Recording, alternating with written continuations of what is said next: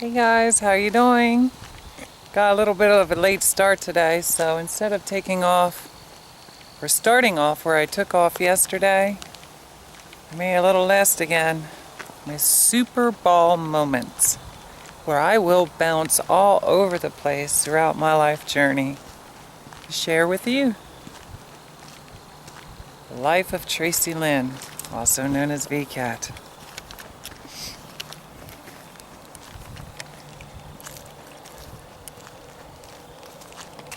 Right around the age of 13 or 15, I realized I was heavily starting to get involved in flirting with men. I used to ride my bike across town after a Spanish friend who was probably in his 20s. He moved out of Lebanon Village. And I would ride my bike through the alleyways to get over to where he was located, and often I would take my bike and lock it up or hide it inside his apartment building. There would be many nights that I would be there late. He'd be doing whatever he's doing. We might be drinking, maybe not. And I would dress to be flirtatious. And I knew the places to go in the local neighborhood where I could kind of be alone and wait for different guys to drive by in their cars, usually older gentlemen, and I could tease them. I remember reflecting back on times that I was actually on his doorstep when he was inside. My friends were inside doing something, and late at night there I would be posing like the model that I have become, trying to get these guys' attentions, whether they would beep. I don't know what I was expecting really out of it all. Maybe they'll come back and talk to me, I don't know. But when they did, and I tell you, when they would pull up, I would be so nervous. I'd even have offers to go away, whether it was to go drinking with them or go for a drive in the car. And I was always scared.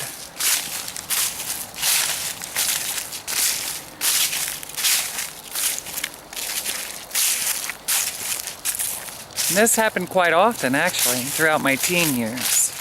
I was getting more daring. So I don't want to keep repeating things that I may have said in other videos. I'm starting to lose track of it all because I can't keep up with the videos that I'm producing out here in the mountains, and I go home, save them to my computer, and then eventually I upload them. It's quite a process, very time consuming to get them out and up on YouTube is what I've been doing with them now. Maybe someday they'll be on other sites.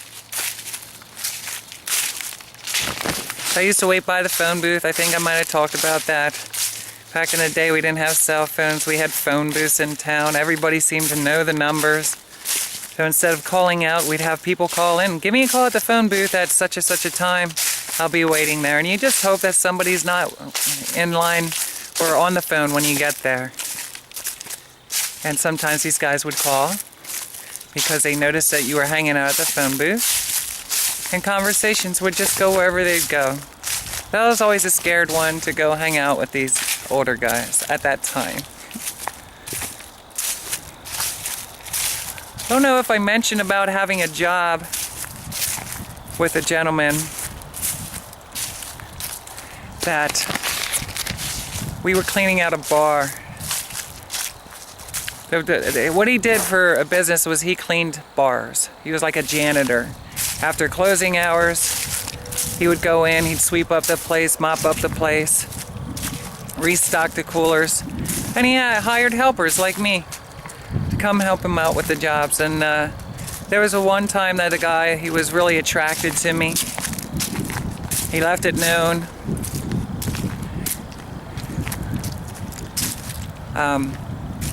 One day when I was there working with him, I felt something very suspicious with this guy. If I might have said it in other videos, I'm apologizing. I'm trying to brush through this very quick to get down to the point of what I have here in my notes, which is the one day I was working with him. Understand, this was only a day or two into it already. He's already asking me if I would be interested in coming back and hanging out at his apartment after work.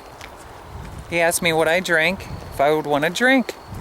sure, why not? I think this is cool. You know, I get to hang out and get to know my boss at a different level than, you know, I have with other employers at that time in my life. So it seems pretty innocent enough. But during that drive home, the way it is I would meet at his apartment and we would load up the vehicle, and of course we would all ride together in his station wagon is what he had at that time. On this drive home, he made me an offer, or actually he started hinting around about when he used to actually work at adult bookstores and the situations that would end up happening, and he kind of hinted around saying, you know, sometimes when people would come in, they'd make small offers of like $50, or it was never unheard of to offer $50 to kind of give a show. So what he was referring to is like a masturbation session while he could watch. And I'm kind of stewing with this because I'm thinking, you know what, I could use some extra money for all kinds of reasons. And so I'm kind of getting nervous, while at the same time I'm thinking this might be fun, right? This could be fun, this could be extra money, this could be a whole lot of things. Well, this was the first time that I was actually offered to what the world calls prostitution. You know, you put on a sex show, I'll give you some money. I went to his house that day, and can I tell you, I was really scared to go in there. And when I walked through the door, as he got ready to lock it up, I noticed that he didn't just have one lock, he had several locks on this door. I went in, sat down on his chair. He decided to go open up the beer or whatever it was that we were drinking, fix me a drink. And he gave me a box of adult films. And he told me, you know, you won't mind if I put this on the television, do you? I'm going to pop a video in. And I'm kind of piecing all this together very quickly, even though I was young at this time. Now we're talking about 16, 17 years old, somewhere in my teen years. And while he was fixing the drink, I looked back and I saw that he was putting something in my drink, meaning like a pill of some sort. So of course instantly something triggered in my mind. I don't want this drink. I don't want to be here. This is getting too deep for me. I don't like it. Very uncomfortable. So I got up. I made up an excuse. I got to get back to wherever it was I was going. I think I said I had to take my girlfriend to work or something weird. And as I got up and I was telling him this, he kind of got panicky. He went in front of me, kind of stopped me at the door, and I started trying to unlock all the locks. And long and behold, let's just leave it simple because I think I did share the story already. I got out. And eventually I did not work for him. So the only reason I'm kind of cutting a lot of it out is because, number one, I'm tired. I've been talking to a friend of mine for all day today about a lot of different stuff. That was a scary moment in my life, you know. I think I worked for him for maybe a day or two after that, and I just couldn't do it. I was having problems with opening up and sharing with people what was going on in my life, because every time I did, let's just be honest, people look at it with a sense of humor, they laugh about it. They don't take it as serious as I did. You know, I'm struggling in a world trying to get by, trying to create a life to what I was taught. And I'm running into situations that I just never had to work through before. If you're in a situation like that, I'm so sorry. Especially if you feel like you don't have anybody to talk to about things like this. That's why I have this video out now, sharing my life story, to let you know you're not alone. Well, as I study my history, I'm realizing it's all part of our growth. You know, we run across things, everybody has a different idea of life. It might not line up with your beliefs now, or it may line up now, but you know, we change continuously. We're ever changing in the moments.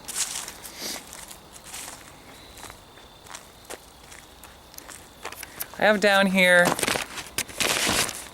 which I don't know if I talked much about it, but when I would be talking to various professionals, doctors, physicians and stuff, I mentioned to them pretty deeply that I had this sensation. I never understood why. I felt like I was someone else at another time. At another time. Meaning, there was a season for some reason that I felt like I once was an Indian girl. I may have mentioned this a few times in videos.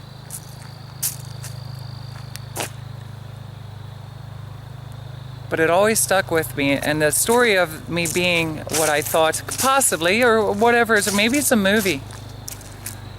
And relative to, I was an Indian girl whose tribe was under attack, and for some reason they captured me, and there was a lot of men who raped me over and over and over again. Until, of course, eventually I died. I'm shortening it up because I'll tell you what, today I'm not really with it in my mind. Got a lot of things that I'm stewing with. Gonna be honest with you, I'm just stewing with different things. After being an Indian girl, I had a sensation that I came back in another life form as a wolf. You ever think about that possibility? Maybe being another human, or being another animal, or maybe you felt like you were a tree at some time. Well, throughout my life I used to feel that I was an Indian girl who was captured, her whole tribe, family was destroyed, and then when she died, when I died in that form, I transitioned and I became a wolf. Only because of everything that I've been through, I was a lone wolf. Spent most of my time completely by myself. But it was somewhere out west, whether it's in America or another country, I don't know, I can't answer that. But I would go when the moon was full, and I would wait at the top of the mountain, and I would meet with an Indian friend, and we didn't talk to each other, obviously, but we communicated with our minds. Pretty powerful, huh? What a fairy tale, what a movie that could be. And both of us would overlook the top of the mountain into a valley, in a village. In a village, what I do believe to be what is considered the white man. Okay? The white man. Now what these white men were, I don't know. But I do remember the only sensation that I have reflecting back is a great deal of sadness between the two of us. And silence. And it was always when the moon was full, we would meet there. Anybody watching this that just came on this video, you may be all confused because I'm kind of talking in circles. I'm having Superball moments, bouncing all over the place.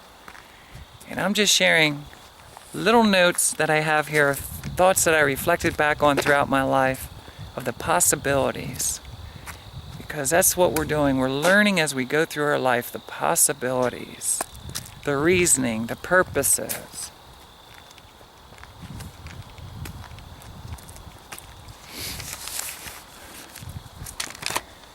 In the 80s, now I'm stepping back, I just wanted to share that because I always thought that was important. I thought that it's a very deep topic when you get involved in circles of friends talking about, remember I said in other videos about different spiritual occurrences, or we're talking about the possibilities of ghost, the paranorma.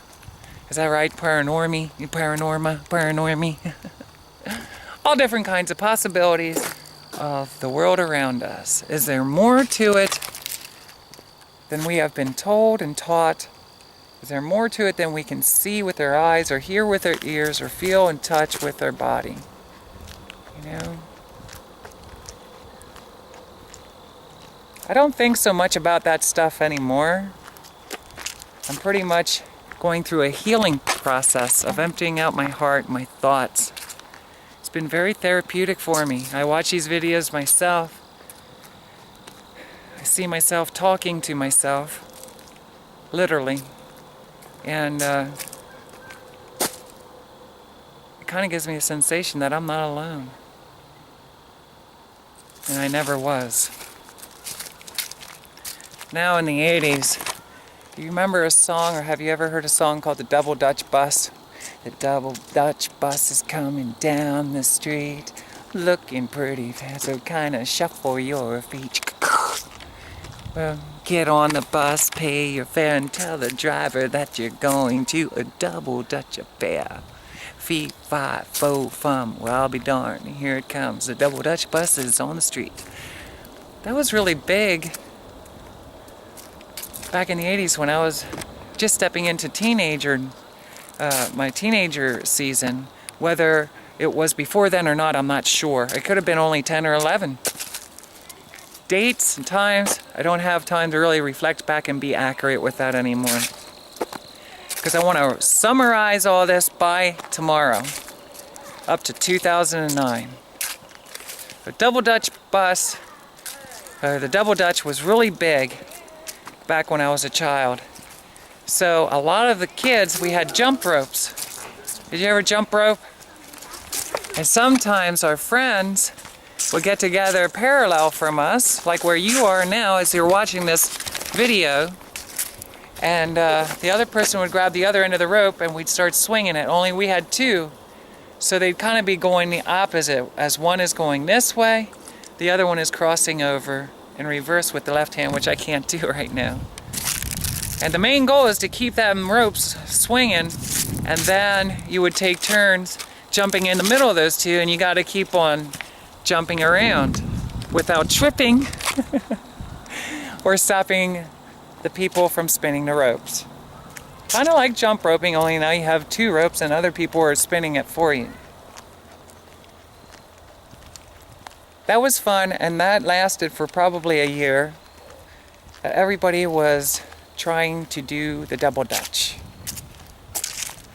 And some people were really talented at it. They could dance while they were doing this. They could do all kinds of things, get down on their hands and jump with their hands. You ever see anybody do that? That's very talented, you know. They could actually jump into the middle of this and kind of be on their hands with their feet up in the air, and they would be jumping over these ropes. Very cool. You can look it up onto YouTube and just type in double Dutch and you'd be surprised what you see. It takes a great deal of talent to do stuff like that. I was very plain, but it was something that I enjoyed as a child growing up with my neighborhood friends. And we would do it at recess in school. It was not unheard of for people to be taking their jump ropes and stuff and putting it in their bags for recess class. So I would assume that I was not even a teenager at that time when I was doing that.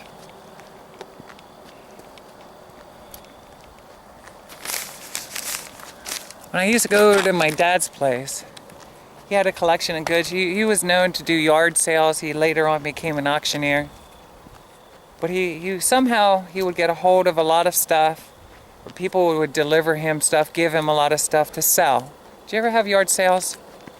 And you have stands on a Saturday or a Sunday, kind of like a very small flea market where people would come through to his yard or to the garage and see what bargains they have. He had music, he had clothing, all kinds of house appliances, you name it, it was all there. And he had women's clothing there. So when I would go over and visit, when either the parents were out doing whatever they were doing and my other stepbrother and sister were doing whatever they were doing, I would be in the back sneaking around looking for pretty clothes to wear, you know? And there was something always instilled on me that I did not want to take anything. So I would go in the back and I would try on these outfits. And I remember one specific was a skirt. Kind of funny, huh? And I would go into the back room and I would dress myself up quietly, hoping that nobody can see me. And I'd put this skirt on, you know, and just pick up a mirror of something that I could see myself reflecting in, or the window, and just fantasize, you know, in my head. Eventually, somehow, I ended up getting that skirt and taking it home with me to the apartment, so that was just like something that I would wear often in my bedroom. Somehow not through that source, but through other sources, as I got older, I kept on to this. And I had a problem because I would get a hold of lingerie or skirts like that. And I got to tell you, with the standards and expectations of the world around me, I felt dirty. I felt wrong. So I would take these things and I would throw them away. And then later on, I would dig them back out of the garbage.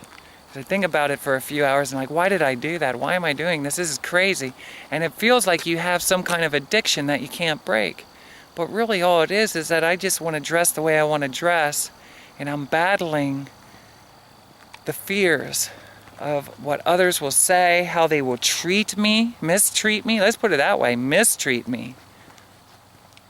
And I remember the lingerie I had that I used to wear in my bedroom that I got so disgusted that I would actually put it in a bag and take it out to our dumpster and throw it away. And then later on at night, when nobody else was around, I would go back out to that dumpster and say, why did I do this? I couldn't figure it out. Why am I doing this? Then I would dig it out. All I want to do is wear my clothing, right? Seems pretty innocent enough. I don't have problems with that anymore, by the way. But it felt like an addiction that I was trying to break. I couldn't break it. I didn't have nobody to talk to, and I sure did not want to talk about it to my dad. I didn't want to talk about it to my mom or my friends. I mean, let's be honest. How are they going to treat me? What are they going to say? They wouldn't be in agreement with it at all. The first words are going to be, you need help. You need help. Yes, we all need help as we go through life's journey. These are just Superball moments, ridiculous as they may be. I'm sharing it with you maybe to show you how silly I was as a kid growing up.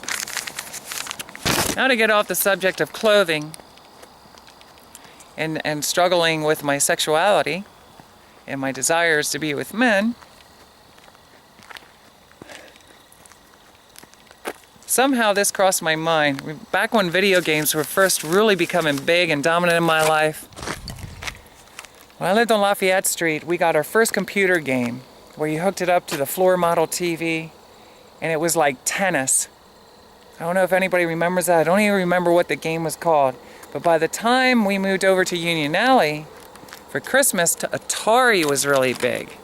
And Atari was big, and it was kind of like a replication for video games that you could play onto your television set at that time. And it was a lot of the games that were in the local arcade rooms. Pac-Man was tremendously big. Everybody that I knew and didn't know was playing Pac-Man during that time. Donkey Kong, Frogger, Galaxy was a big one that I loved to play. I think I mentioned that in other videos of Union Alley when I would go down to the pizza place and we'd put our quarter in. Got to play. I never got past like the first level or two ever. You know, if I did it, it took me a long time. I could never memorize patterns, and a lot of my friends could, because they would always tell me all the time, if you figure out the pattern, and you do the same pattern all the time, you're always going to get to the next level. So I've seen some pretty amazing things where they would get really high up, and I gotta say, I was intimidated by that. Why can't I do that? Yeah.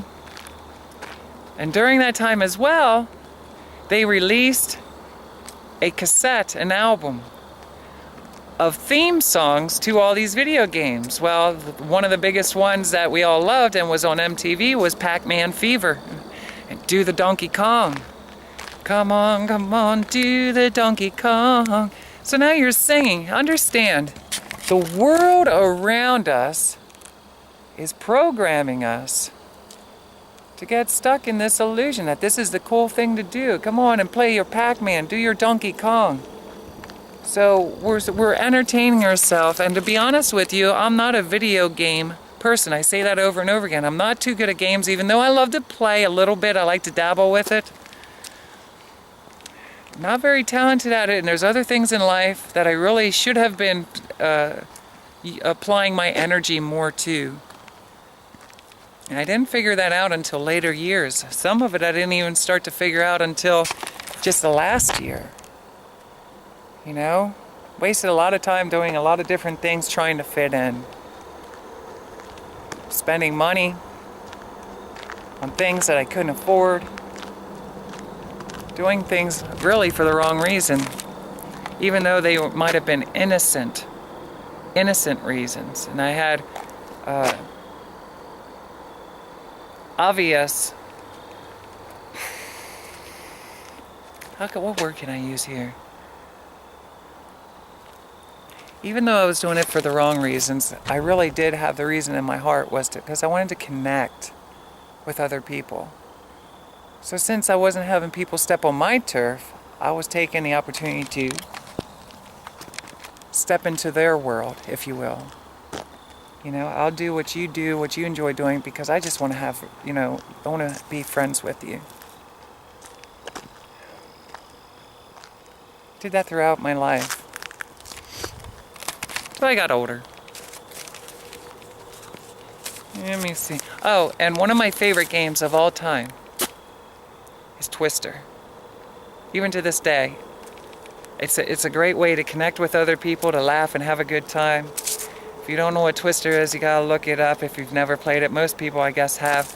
And as you get older, you start having drinking games of Twister, or you have strip Twister. So people are taking off their clothes and their butts getting in your face, and it can be disgusting or it can be hilarious, however you look at it. A good game of Twister. I love it. Clothes optional. It's beautiful out here today.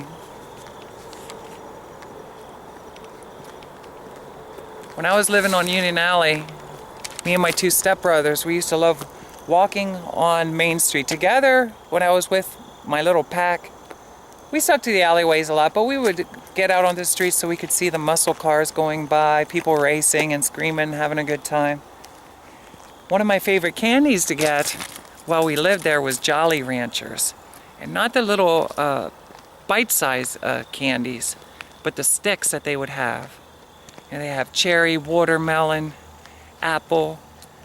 And I loved going to this corner store specifically to get that. If I wasn't getting the candy cigarettes walking around trying to be cool, I was getting Jolly Ranchers.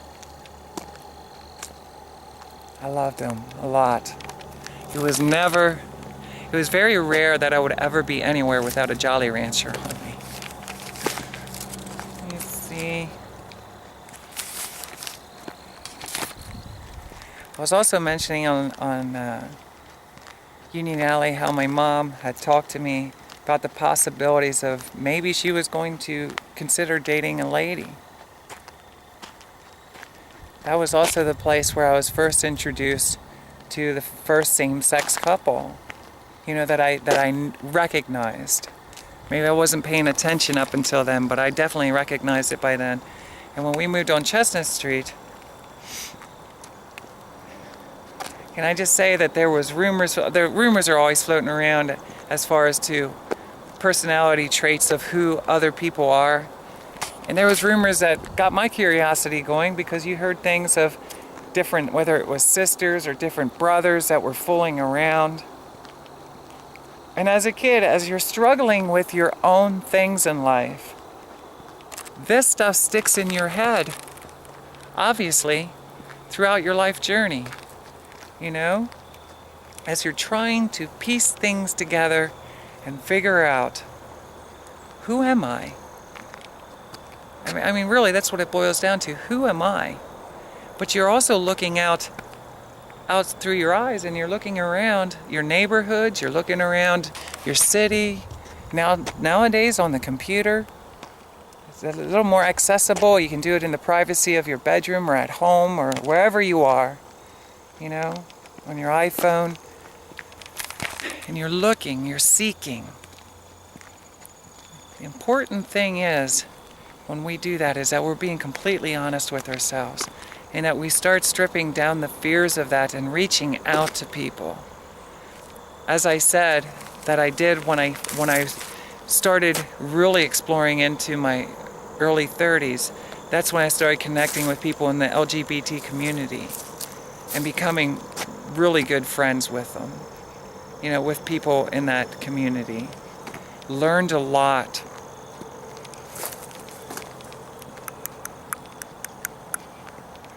Truck stop. Something about a fight at a truck stop.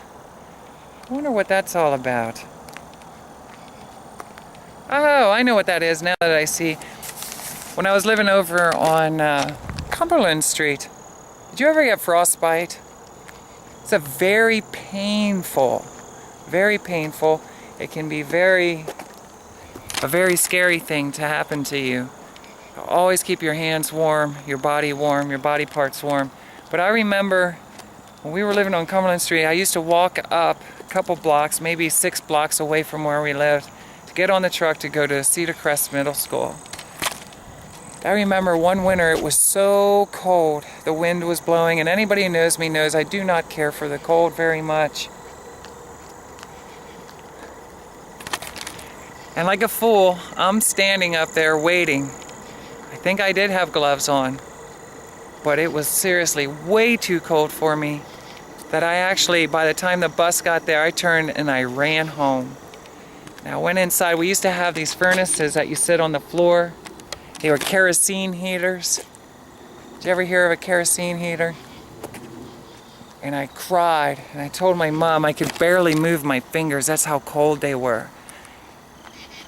And though I don't remember what we ended up doing, if I went and got medical attention or whatever the deal was, I obviously, thank goodness, did not lose any of my fingers. But I've never in my life ever remember after that or before that ever having my fingers that cold that I couldn't even move them. And the pain was excruciating. You ever hear that word? Excruciating pain. It hurt a lot. Silly little things that I'm sharing with you while I walk around and soak in the beauty that is everywhere.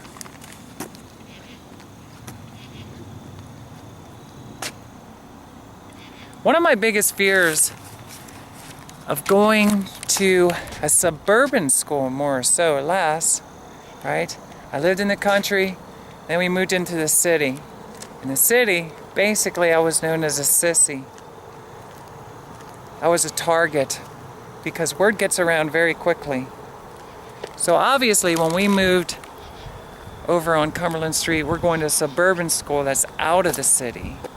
I was grateful for that, and I'm grateful that I could be on the bus, and I was grateful I was connecting with guys. I was starting to hang around with a lot of guys. Got into a couple very small fights. I started standing up more for myself by that time. There's a couple fights here and there, but can I tell you, one of the biggest fears of going to that school was that somehow, some way, rumors were going to start spreading around about my past fights, things that I've been through, you know? Do you ever feel that way? Seems like no matter where you go, it's going to haunt you somehow. Rumors are going to start spreading about you. Even into my later years, which I'm not going to share right now, but I found out that that is very much alive. So when people say, you're just worried about things that are not going to happen, or let me tell you something, it does happen, even in households. You know, people get a perspective of you, and because they have a distorted idea of who you are, or maybe they just don't like something about you, they go out there and they start spreading all these rumors, purposely trying to get people not to like you, and they have a whole lot of different reasons why they would do that. It's very cruel, very painful. And before the people even get to meet you, and have the opportunity to get opportunity to get to know you, your name has pretty much been slammed. And because, more so than not, people take that as a heed of warning. Thank you for warning me that this person is whoever you said they were. Now I know when I see them, and I'm not going to like them either.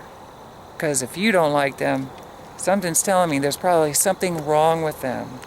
I don't want to be friends with that kind of person. You may have fallen to that. And I'll tell you, when you start talking about the subject of being bullied, this is where a lot of people's pain, like myself, who have been bullied throughout their life, these are things that they face. Sometimes it seems no matter where you move, no matter what school you go to, nowadays with the internet, no matter where you are in the world, people are out there like a virus and they're slamming your name, just putting all this bad information out about you, whether it is true or not. So you can say it's really hard for somebody, even if they did make a mistake or they feel they made a mistake in life, to go about life and start over again, because your past is going to come up and bite you when you least expect it. I got over all that, you know, for the most part. And I realize and I recognize why it's there. You know, human behavior, the nature of humans sometimes can be pretty evil. Lack of understanding, education, you know, and plain just ignorant. Because some people can be pretty ignorant.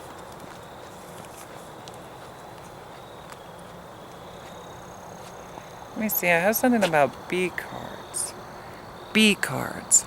I'm going to have to think about that one for a little bit. I don't know what I mean by B cards. Usually I would think business cards. I don't know what B cards means. Do you know what B cards mean? I talked about how I used to go to the gym. And without going into all the detail of that, because it's a whole other video series that I did, I mentioned about how I used to look at magazines. And I would go to this gym early sometimes. In between my sets, I would browse through, check out the way that they were eating, look for tips on how I could build my body better. Basically, I mentioned about that I would look through, like I remember people like Arnold Schwarzenegger, the guy who played from Incredible Hulk, was somebody at the time.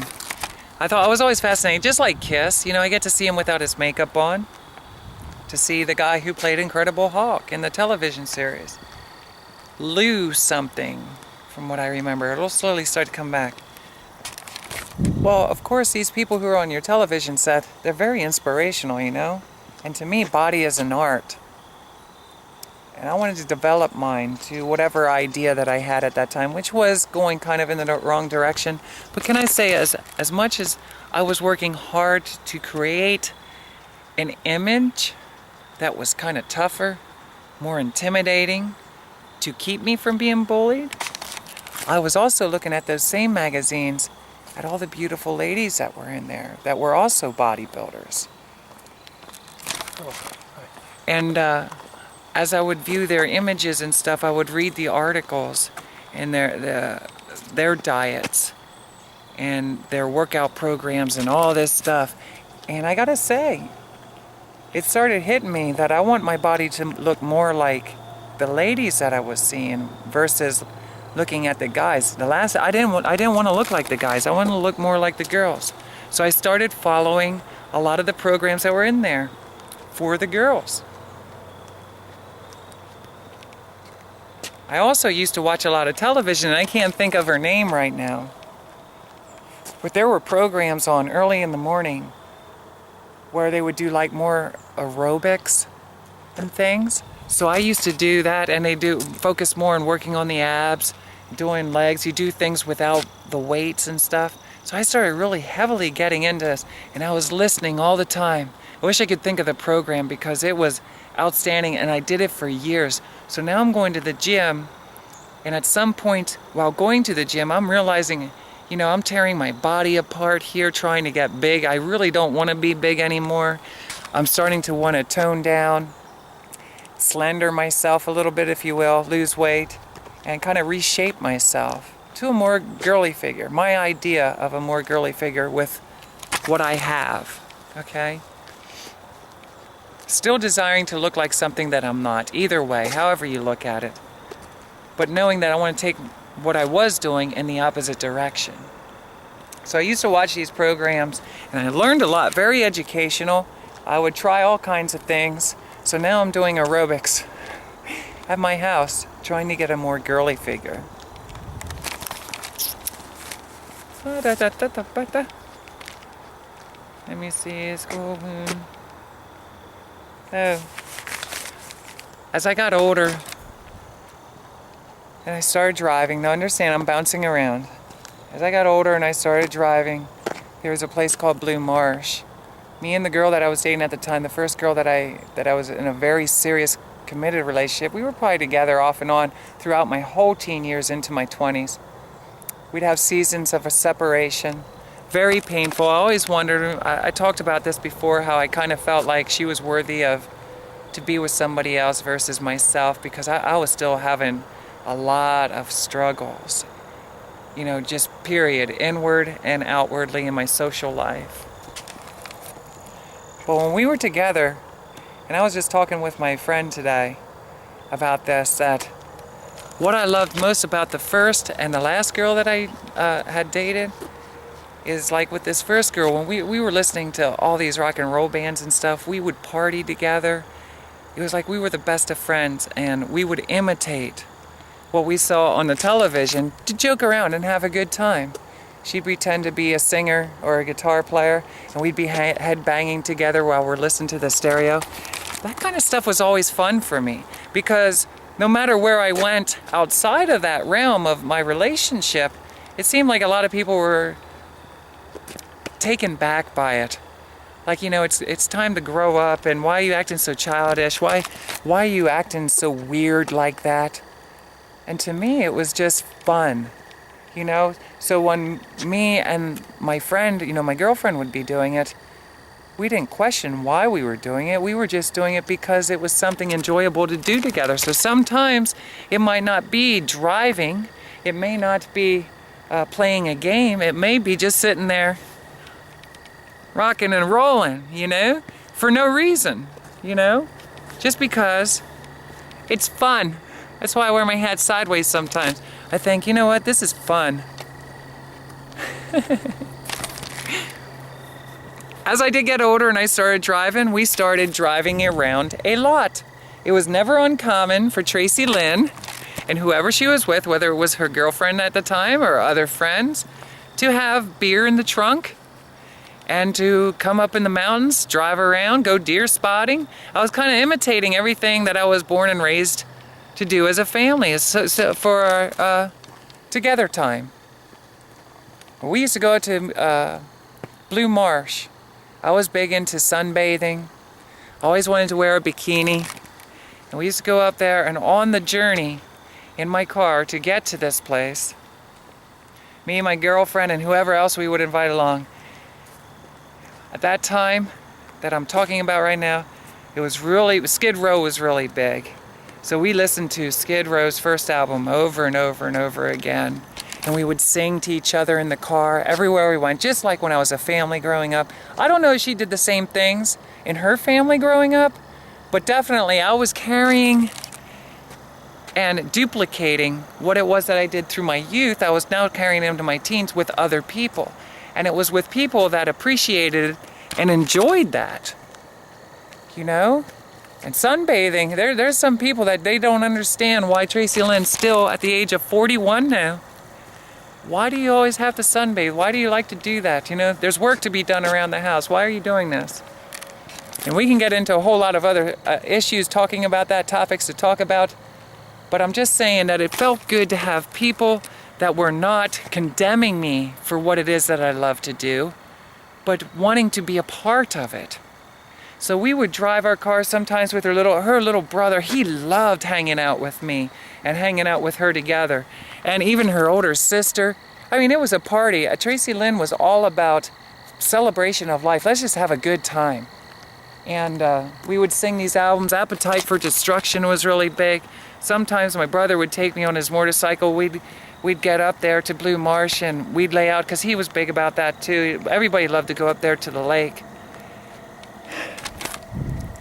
And I tell you, the drive sometimes was a lot more enjoyable. But when we'd get there, sometimes we'd listen to our music, we'd relax in the sun. And I remember looking at all the girls that were there and thinking, you know, I wish, even the girl that I was with, I wish I could wear my bikini, you know, wear a bikini and just kind of socially hang out with people. So what I'm getting at as I'm sharing my life story and stepping into my transgendered video about coming out as a transgendered lady, I'm just sharing with you, and I'm going to keep sharing with you every time I think of something like this, because it's important that you know this is not just one day I'm on the computer and I decide I want to be a girl. I'm tired of being a boy. This is reevaluating my life journey and realizing I always was a girl. I'm not saying I'm your idea of a girl. I'm not saying I'm the world standard of what a girl is. Okay? I'm saying I always was. Only I was not permitting myself to be free. And it doesn't just stop with that. Okay? It doesn't stop with that. There's many other things that I've been... When I say about free, and when we're not allowing and giving ourselves permission to be ourself, the sooner we recognize who we are and we're being honest with ourselves, I'm not saying it gets easier, because I'll never know, but I know one thing. In fact, I'll be the first to say it's not easier, but I'm happier. And wouldn't that be a great blessing to share that happiness with other people who just don't really care? They love you, and they want to have a good time with you. They want to mosh. They want to sunbathe, or whatever it is. Go for a drive. You know? Yeah, I had to stumble here a little bit. Please forgive me.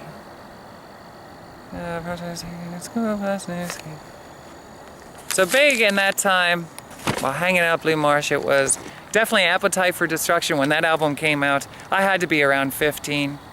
And, I carried these albums into later years. Of course, I listened for many years, even though the music industry was beginning to shift and change into grunge and all kinds of different alternative music.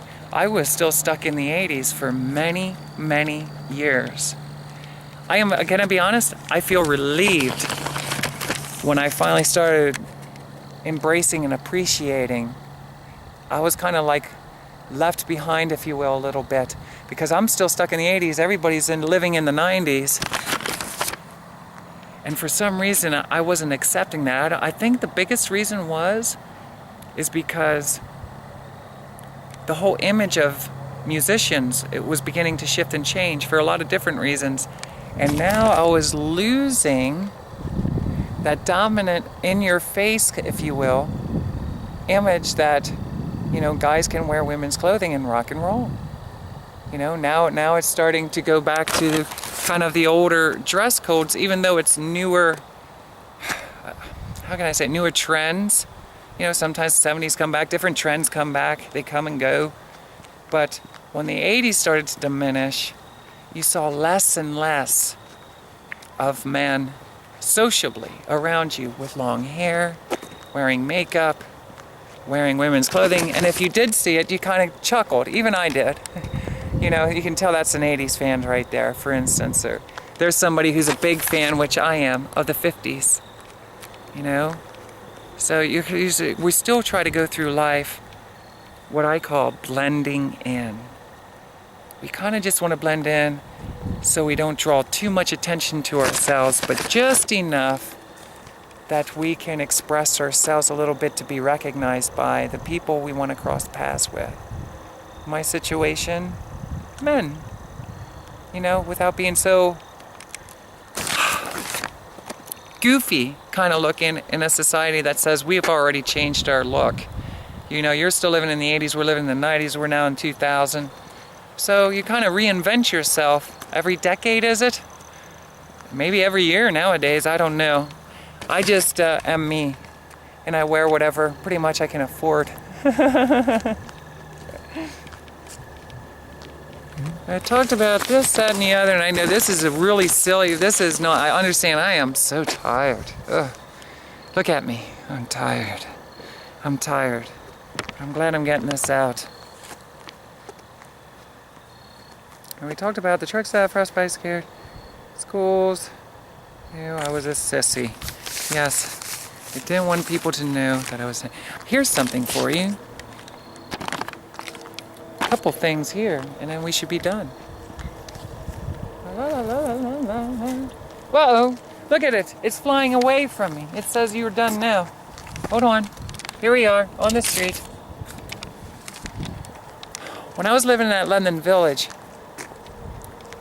two things that dominantly that I started to recognize were starting to come in that weren't in other neighborhoods that I lived in was harder drugs. Hash was introduced to me by kids that were in elementary school, children that were in junior high school.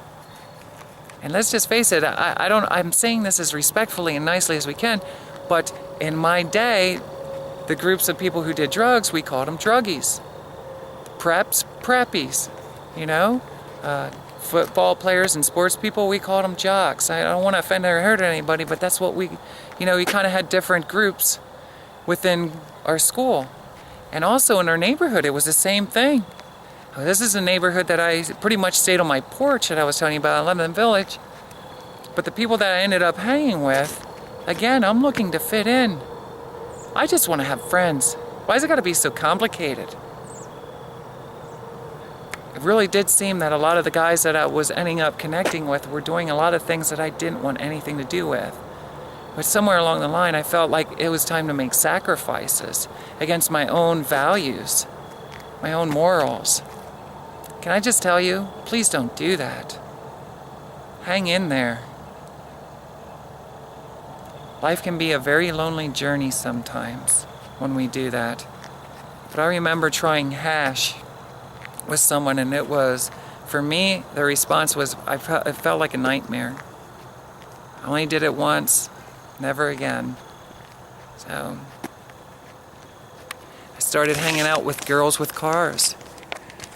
I've often said I've always felt safer and I get along better, and it's like they didn't look at me like a nerd, you know, or an outcast. They were just like someone fun to hang around with. They loved my energy that I was putting out.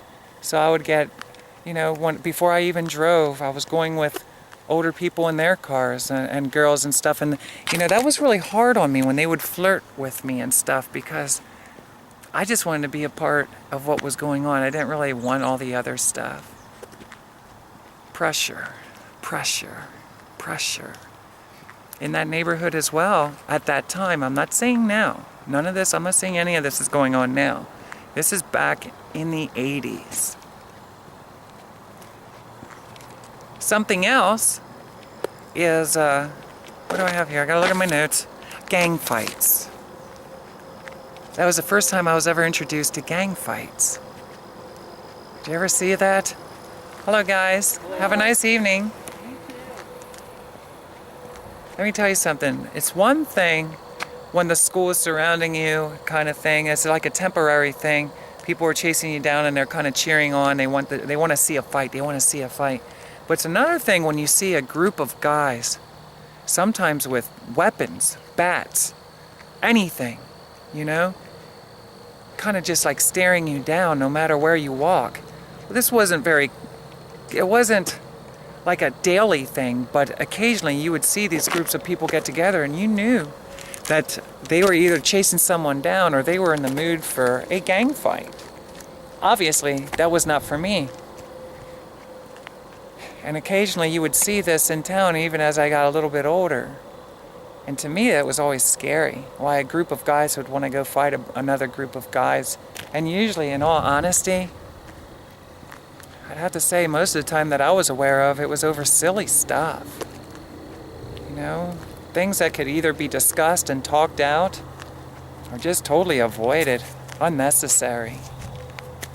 City life from the country life to me was much different. Very challenging.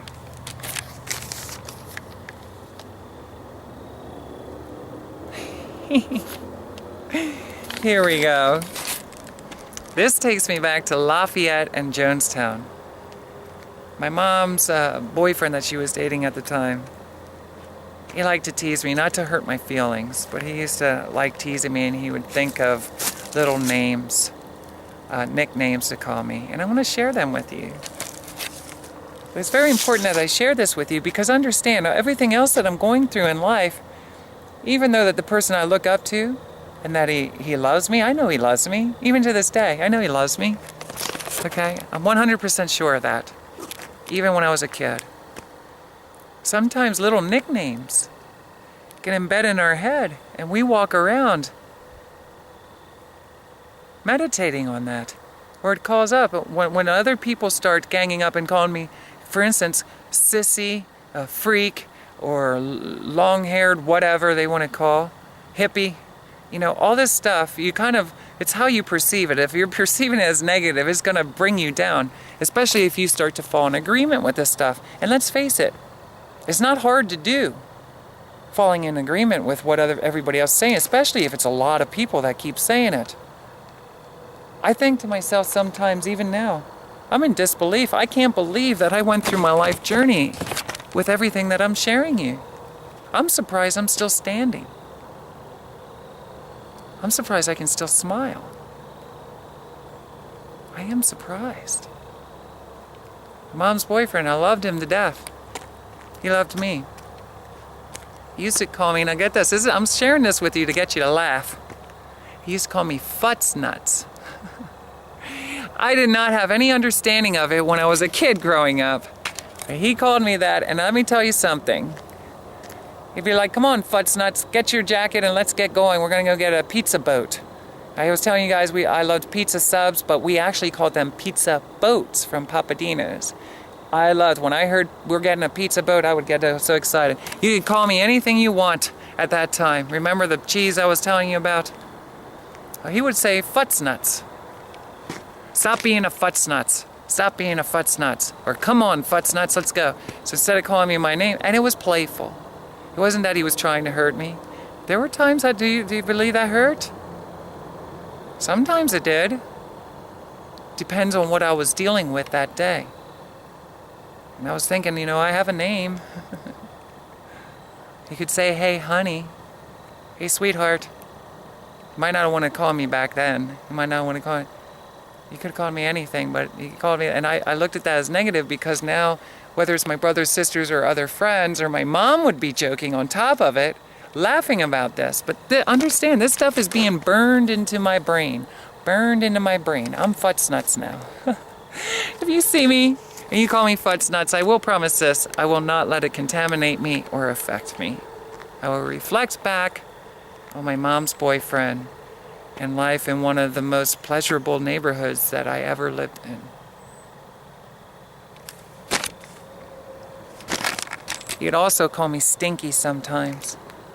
And I gotta be honest, to this day, I kinda like it. I don't know why. I know if I stink or if I don't stink. But depending on how it's said to you by somebody that loves you, I don't know, I can't really explain it. I don't know, something maybe it's because of him, maybe it's because somebody else in my family or a close friend, maybe it's somewhere along the line, maybe I did stink at one time, or maybe it was my socks. You know, maybe my socks were sweaty, somewhere along the line, somebody, because there was people in the house, of course, sometimes their socks have different odors. Cheese curls, smells like cheese curls in here. Whose feet is it? Did you ever notice that? Sometimes you're out and you're sweating, you're playing all day, and woo, you pull off them sneakers that you've been wearing all year. Yeah, let me tell you, you'd be quite stinky. Now, maybe that's why they called me Stinky. I don't know. But the only reason that I'm saying this to you is because I want to share some things with you, you know, that you get a little bit more familiar with who I am, and the kind of life that I had. And I'm telling you, these names, though they were not set out to hurt me, I'm saying these are nicknames that were called around the house. You know, that's something to be walking around. You got your dad calling you sissy. Stop being a puss. Now you're being called futz nuts and stinky at home. I don't believe a lot of times that we recognize that until our minds start to develop and we start to realize, some of us may never realize, all these other names can be perceived in a playful way, or they can be perceived as meant to hurt us. And when people say, sticks and stones may break my bones, words will never hurt me, did you ever go through and say that? Or did you ever hear that saying before? I remember having conversations with different people, whether it was at Bible school or, you know, my grandmother's house, maybe my grandmother said it. You know, one of my grandparents, maybe my uncle, somebody said it at some point in my life. They told me, honey, you got to remember this. Sticks and stones may break my bones, but words will never hurt me. And you know what? I used to go around and say that. I would even say that to kids when I was riding my bike when I was a child. I would shout back, sticks and stones will break my bones, but your words will never hurt me. That was my way of telling them, no matter what they say, it's not going to hurt me. Understand, all this is going into my mind too. And I'm falling in agreement with what I'm saying. I'm not going to let their words hurt me. But I'll tell you what, I've learned over the years that words can be the most hurtful thing that anybody could ever do to you. They can destroy people. They can cause people to fight amongst themselves for no reason. It could be lies. People starting lies about somebody just to make their life miserable. Maybe lack of understanding. Maybe somebody's been told something about a group of people, even with, you know, within the transsexual community, or like I was an escort. And a lot of images and a lot of words that people cast on to describe people such as myself will be meant to be very negative. And other people like me, as you're going through life, you're trying to figure things out. Well, then why is this person always so nice, but everybody's telling me I should stay away because it's contagious? You don't want to get close to that transsexual, you might become one. You know? You don't want to be with that girl who's an escort. She may have all kinds of diseases and all, who knows what she has. She probably has all kinds of drug addictions and stuff. Maybe. Does that make her any less? Maybe she's the sweetest person you ever met in your life. Or ever will. I started realizing this stuff as I went through life in what I called trying to survive. Survival. I'm learning the importance of recognizing that we are not what people tell us we are. We are what we believe we are. And if we believe that we're all these negative things, it's going to tear us down and destroy us. If we believe we're a whole lot of what the world considers positive things, especially if we connect with other people that feel the same way about it. You know, let me just say, if you're going through life and people are making fun of you and saying you're ugly, you're ugly. Oh, she's ugly, she's ugly, she's ugly. You're going to start to have what they call a complex of, I am ugly. You're going to look in the mirror and you're going to wish you looked like something different. You want to be pretty. Now, thank goodness I never had that problem, and even, I got to be honest, even throughout my life, if people would have said that, I would have never believed it. One thing for sure is I loved the way I looked. I loved my hair. I wanted to look more presentable to be a girl. You know, I wanted their body parts put onto me. So therefore, I wanted breasts or other body parts, you know, to be in alignment, because I wanted to blend in with society and not have so much grief. You know, I want to be able to walk down the street right here without people shouting obscenities to me, without being hurt because of just who I am. And maybe somebody up there has filled their heads full of lies. Or maybe they did perceive it. Maybe we got into an argument and now that person is so upset they're going to go around telling the whole world that we got into arguments over foolish things. Can I give you advice from the heart?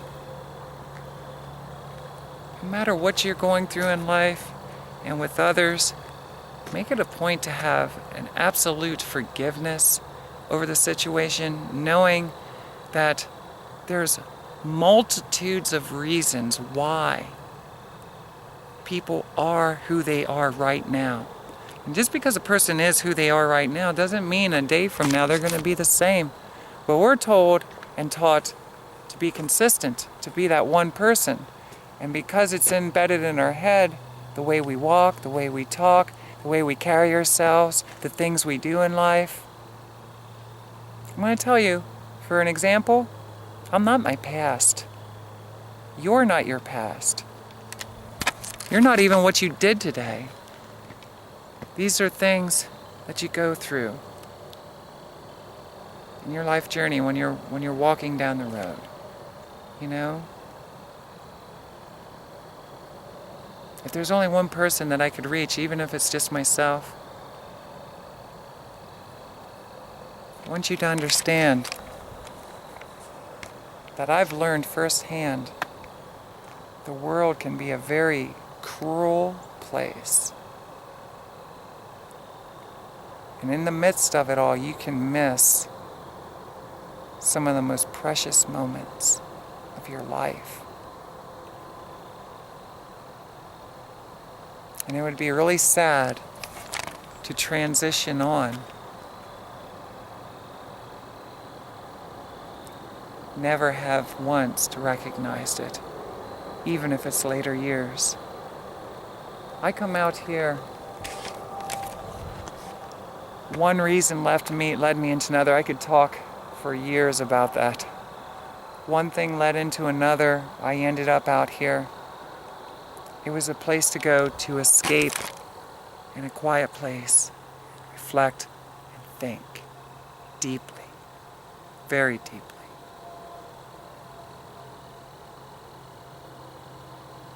I love to be around people for a season. Can I tell you? I don't necessarily fully understand why, but I do appreciate a lot of time alone thinking. It's just who I am. And I had struggles with that, and if I don't have places to escape to that are quiet, it's hard for me to decompress, is what I call it. To calm down from a day-to-day life. Because things affect me, you know? When I see other people being mistreated, it affects me. If I accidentally stumble and I upset somebody, I reevaluate the situation, sometimes too much. And I think, how could Tracilyn be a little bit better person? What could I say next time to make it up to him? I'm a very forgiving person. Everybody that I felt or perceived or thought that wronged me, can I tell you the healthiest thing that we all can do is forgive. We're all human. We're all learning. And we're all at different places in life. And the last thing we want to do is walk around with our head down for the rest of our life, for the rest of the day, for an hour. You should be able to smile, look around, and know that life is good.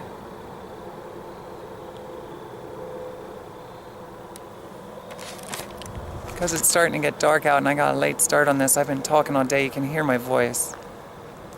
I'm the kind of person I can't get quiet once I start talking. It's very important to me that even these little tidbits of my nicknames and things that I share, if I am given the time to move on to the later years and get past that, I know that I have words of inspiration for myself and for anybody who's willing to listen.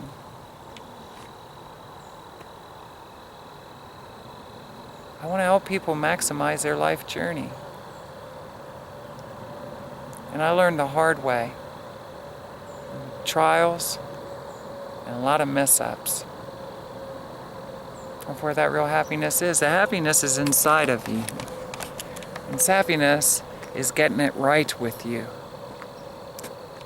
Many people in different religions will tell you their form of God, their idea of God, that's who you got to get it right with. And if I'm the only one on earth that has this to say, and you feel, well, it's only you, everybody else is saying different, hear my words. What we all desire most importantly is that we accept ourselves and we get it right with ourselves. And it may, at times, offend the entire world around us, or feel that way.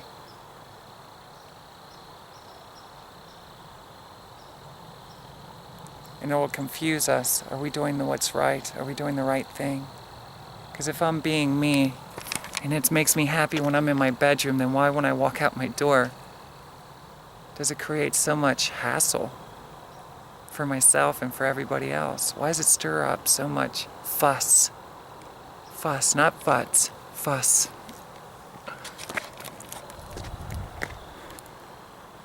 And it's taken me a long time to finally get to this point where I can walk out and I say, I know I'm not the problem. I'm a solution. And more people need to get it right with themselves, not God. They need to get it right with themselves and start living life in accordance to their heart, doing the things in life they're passionate about. What sets you on fire? Can I ask you that? What makes you want to jump out of bed? Is it playing video games?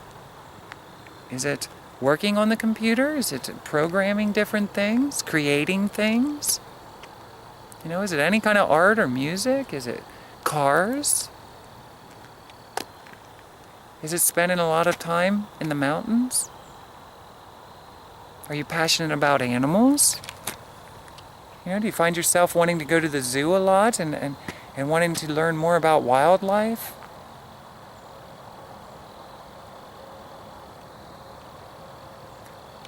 If you're someone older and you're going to a job every single day and you feel so miserable, you don't know what else to do. It's a job. It's what helps pay the bills. Can I tell you something? That's a tough call.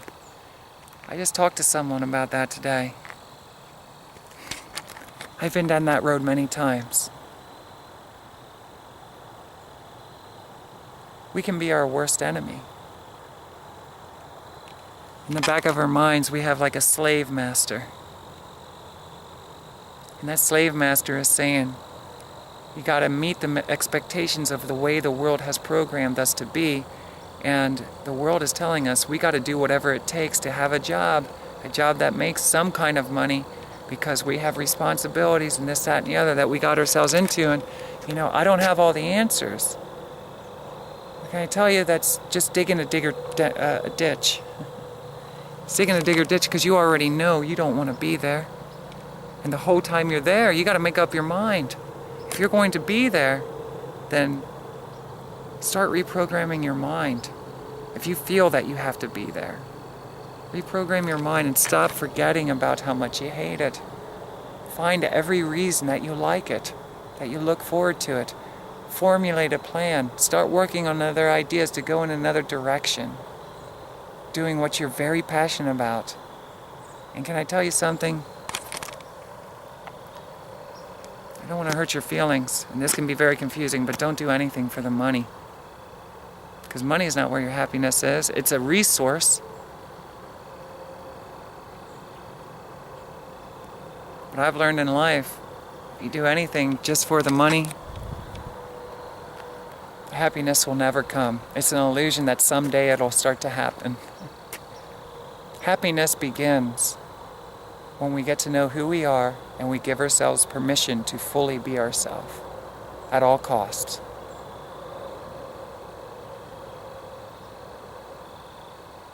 It's never too late.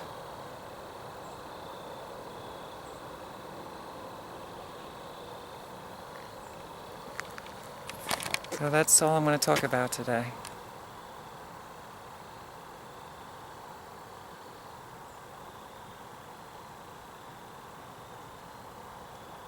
It's a little distorted, I guess.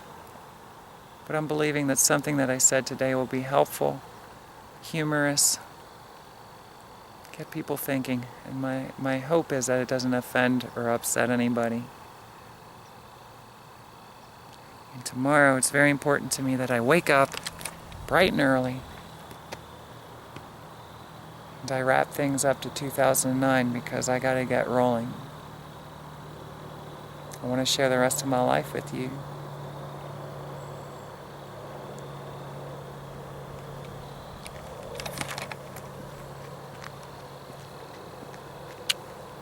Peace and love.